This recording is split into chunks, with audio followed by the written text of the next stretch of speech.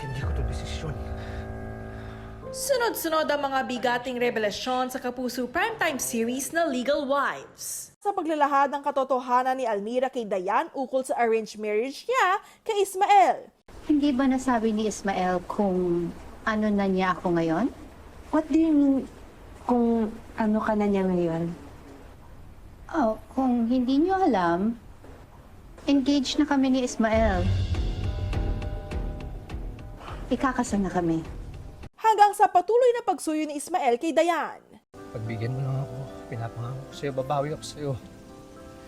Patawarin mo ako. Please. Please, and please. Please marry me. Sinabi ko sa'yo, ayoko nang may kahati.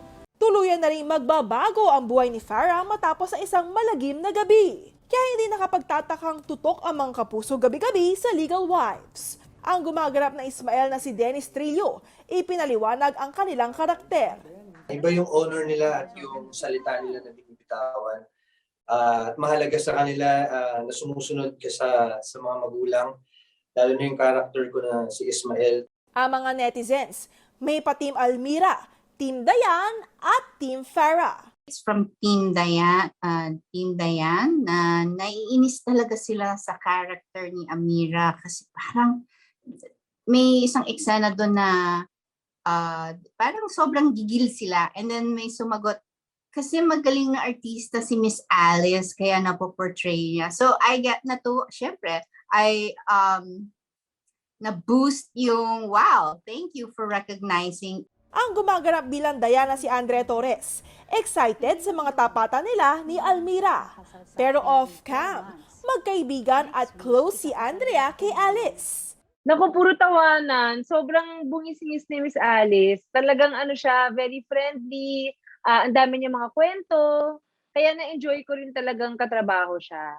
Samantala, larawan ng lakas at tatag ang karakter na ginagampanan ni Bianca Umali na si Farah. All for one, one for all po sila eh. So, hindi pwedeng meron na agrabyadong isa because they fight for each other.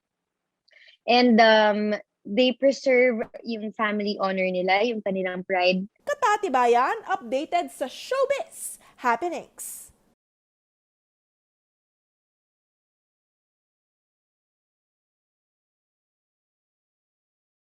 Hindi natutulog ang mga balita. Kaya para sa pinakasariwang balita, mag-subscribe kayo sa aming YouTube channel. Para sa mga kapuso abroad, pwede nyo rin kaming makasama sa GMA Pinoy TV at sa www.gmanews.tv.